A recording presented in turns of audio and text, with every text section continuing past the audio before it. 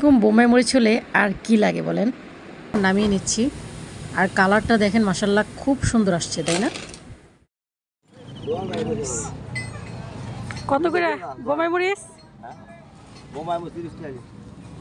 হালি 30 টাকা।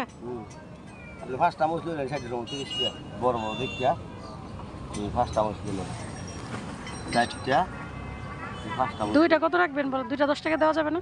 আরে না, একটা একটা না দুইটা, তিনটা না ষোলোটা, একটা দিলে আমার টাকাটা বেশি। একটা দেন 10 টাকা, তাহলে কি আর করা। এই দুইটা আপনি কোনটা দাম কত? এটার দাম 10 টাকা। গরম ভাত দিয়ে খাবো। হ্যালো ইব্রিয়ান, আসসালামু আলাইকুম। বাইরে প্রচণ্ড গরম, আর এই গরমে তো মানুষের রুচি একেবারে নষ্ট হয়ে থাকে, কিচ্ছু মুখে ভালো লাগে না। এই কয়েকদিন ধরে আসলে আমার মুখে কোনো কিছুই ভালো লাগছে না, কোনো স্বাদ পাচ্ছি না কোনো খাবারে। সেজন্য আমি নিজের জন্য একটু সময় দিচ্ছি গাইস। মানে আমার যে খাবারটা ভালো লাগে সেই খাবারগুলোই আমি খাওয়ার চেষ্টা করব আজকে। তো বাজার থেকে আমি 10 টাকা করে এই যে বোম্বাই মরিচটা নিয়ে এসেছি, শুধুমাত্র দুটা ভাত পেট ভরে খাওয়ার জন্য। তো যাই হোক, দেখতে পাচ্ছেন আমি আলু ফ্রাই করেছি, কাঁকরোল ফ্রাই করেছি, এগুলো দিয়ে কিন্তু ভাত ভালোই খাওয়া যায়।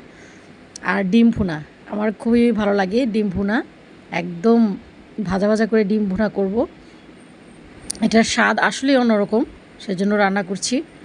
তো আমি এখানে পেঁয়াজ কুচি, রসুন কুচি দিয়েছি জাস্ট, আর হলুদের গুঁড়ো, মরিচের গুঁড়ো দিব। তো আদা রসুন বাটা দিচ্ছি না, কারণ ডিম ভুনাতে কিন্তু আপনার শুধু পেঁয়াজ দিয়েও কিন্তু ভুনা করা যায়, খুবই ভালো লাগে খেতে। আর এখানে লাল শাক করেছি, টক ডাল রান্না করেছি আম দিয়ে। এই গরমে কিন্তু টক ডালটা বেশ মজা লাগে। আর এখানে একটা কাঁকরোল আর দুইটা আলু ফ্রাই করেছি। আর ডিম ভুনা আমার হয়েই গেছে, একটু প্রেস করে দিচ্ছি যাতে ভিতরে মশলাটা খুব সুন্দরভাবে প্রবেশ করে। রুই মাছ দিয়ে কাঁকরোলের তরকারিও কিন্তু রান্না করেছি, তবে এটা আমি একদমই ধরবো না, কারণ আমার মুখে এখন শুকনা জাতীয় কিছু খাবার খেতে খুব ইচ্ছে হচ্ছে। সেজন্য আমি এখানে আলু ফ্রাই করেছি, কাঁকরোল ফ্রাই করেছি। আর টক ডালটা তো আমার বেশ পছন্দ, সেজন্য টক ডাল অবশ্যই আমি খাবো। আর এই যে লাল শাক খুবই মজার, আর ডিম ভুনা, ওফ। আর সাথে এরকম বোম্বাই মরিচ হলে আর কি লাগে বলেন। আজকের খাবারের ডিশটা খুবই সিম্পল হতে পারে, কিন্তু বিশ্বাস করেন এই খাবারগুলোই বেশ মজার। তো এখানে আমি টক ডাল নিয়েছি আর ভাজা পোড়া সব কিছু নিয়েছি। আমার ডিশ একদম রেডি, এখন জাস্ট খাওয়া শুরু করে দেব। দেখেন ইয়াম্মি দেখা যাচ্ছে না?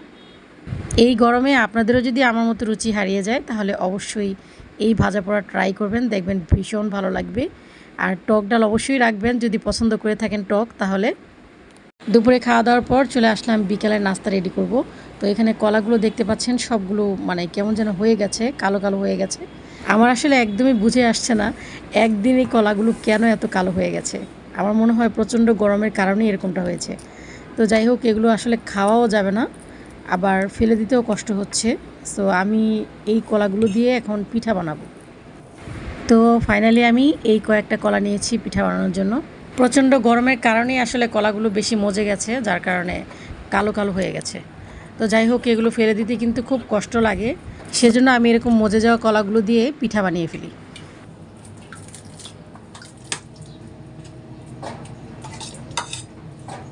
স্বাদ মতো চিনি দিয়ে দিচ্ছি, কারণ চিনিটা হচ্ছে একদমই আপনাদের পছন্দ মতো দিবেন। আমি যেহেতু মিষ্টি একটু বেশি খাই, সেজন্য চিনির পরিমাণটা একটু বেশি দিয়েছি। আর এখানে আমি 1 কাপ ময়দা দিয়েছি আর 2 কাপ চালের গুঁড়ো দিয়েছি। ময়দা না দিলে কিন্তু একেবারেই হবে না, আর যদি চালের গুঁড়া না থাকে শুধুমাত্র ময়দা দিয়েই কিন্তু বানানো যাবে, কারণ ময়দা দিয়ে বানালেও কিন্তু পিঠাটা খুবই মজা লাগে খেতে। আর চালের গুঁড়ি দিলে তো আর কোনো কথাই নেই, আরও বেশি টেস্ট হয়। পানিটা কিন্তু একদমই বুঝে শুনে দিতে হবে, কারণ চিনি গলে কিন্তু পানি বের হয়। সেজন্য কিন্তু আমি মাত্র 1 কাপ পানি দিয়ে আমি ডোটা করছি, কারণ একটু শক্ত শক্ত হলে কিন্তু ভালোই হয়, একদম নরম হয়ে গেলে আবার তেলের মধ্যে দেওয়ার সাথে সাথে দেখবেন ছড়িয়ে যাবে। সেজন্য একটু শক্ত রাখলে বেশি ভালো হয়। আপনারা চাইলে কিন্তু এই পিঠায় নারকেল দিয়েও বানাতে পারেন, নারকেল দিলে কিন্তু আরও বেশি টেস্ট হয়। যেহেতু কলার পিঠা, টেস্ট কীরকম হবে বুঝতেই পারছেন। পিঠার তলায় একটু লেগে গেছে।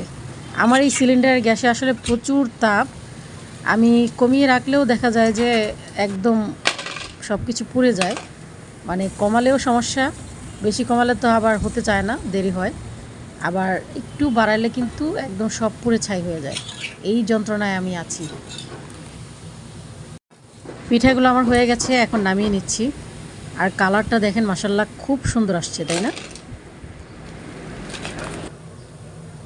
ফাইনালি বিকেলের নাস্তার জন্য কলার পিঠা বানিয়ে ফেলেছি। তো আমার ভিডিওটি কেমন লেগেছে অবশ্যই কমেন্ট করে জানাবেন। আজ এই পর্যন্তই। আল্লাহ হাফিজ, আসসালামু আলাইকুম।